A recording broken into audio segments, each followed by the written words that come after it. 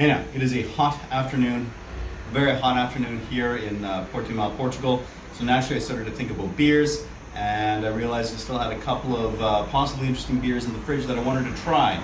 And I'm going to try both of those right now. The first of which is this Munich Dunkel. I mean, Munich Dunkel doesn't necessarily scream hot 30 something degrees Celsius afternoon, but we're going to try it out. Both of these are coming from that Superbock 1927 collection or whatever that they put out of some kind of craft beers. I'm curious to see about this Munich Dunkel. I don't know if this is necessarily a super forgiving style of beer. We're looking for something that's like really nicely toasty. It's kind of anywhere from light to dark brown in color, but lots of that toast character coming through in aroma and in flavor. You might get a little bit of some chocolate or nuttiness or possibly caramel or toffee going on in this too.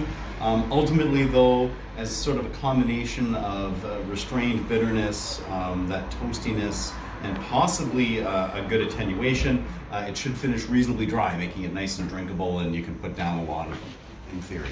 I did check the website for these guys, and they claimed that, I mean in somewhat odd translated English, that this has some really bold flavors, maybe even more so than the style calls for, because they are saying it pairs well with rich Portuguese food. Well, I guess we'll find out. Let's pour it.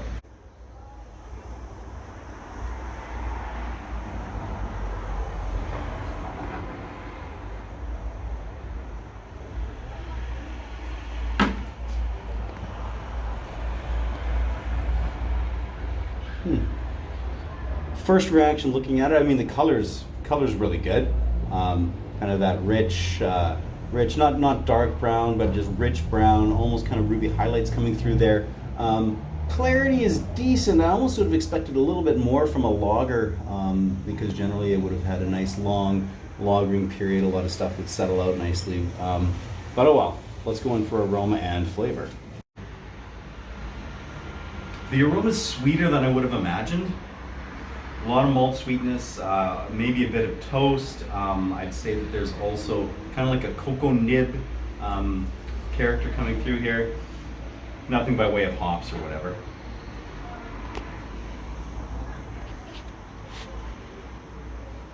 Flavor's very similar to the aroma. Lots of rich malt sweetness, kind of toffee-ish, and lots of that kind of sweet combined with the cocoa nib flavor really kind of dominating. Less toast again than I would have expected in this style. They do say that there's Munich malt in it, and I think that's where we're getting a lot of this color from. However, a little less toastiness than I think would have been great in the style. It also then finishes a little bit sweeter, whereas I think even if that toastiness had been amped up a little bit, it might have come across as a little drier in the finish, and perhaps a little more drinkable. I think you might have a difficult time putting down multiple pints of this. I think the one bottle and you're pretty much good to switch to something a little bit lighter. But I mean, nothing technically wrong with it. Decent flavor, but like super rich. So you gotta, I guess, like they said, pair it with rich food and that'll work. Okay, let's try the next one, which is going to be this, again, same collection. This is, they're calling it a Bengal Amber IPA.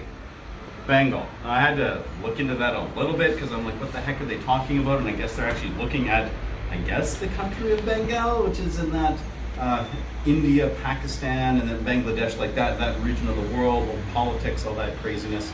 I guess they're playing on the whole IPA thing, being in India, pale ale.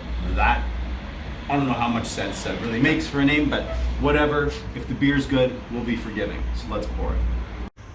I'm not 100% sure what to expect from this. Reading Superbock's website, there were some funny translated phrases. They talked about like a monsoon of aroma. They talked about it being washed with astringency, which to me doesn't scream awesome. But they talked about tropical, fruity, citrus. Who knows? I mean, the IPA style, there's obviously a lot of room for interpretation within it. And even whether you're looking at like New World or Old World IPAs. Taking a peek at this, well, this definitely has better clarity than the previous beer. The color is awesome. It's a beautiful color, kind of on the dark end for an IPA, which leads me to believe that it could be on perhaps the sweeter, more caramelly sort of end of things. Nice little head on it. That's all right. But let's dig into this beer.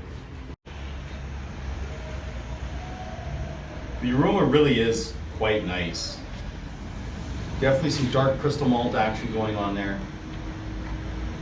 It's got some nice citrus and some kind of tropical flavors. It's a touch muddled, so I can't really identify particular fruits. It does make me want to try a sip though, so let's do that.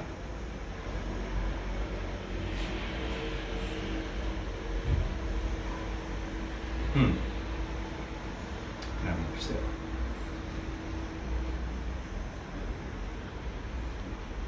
It's actually a little bit better than I was expecting. Maybe I'm a pessimist. There's definitely some rich malt sweetness going on. Probably some of that like Crystal 80 kind of action going on here.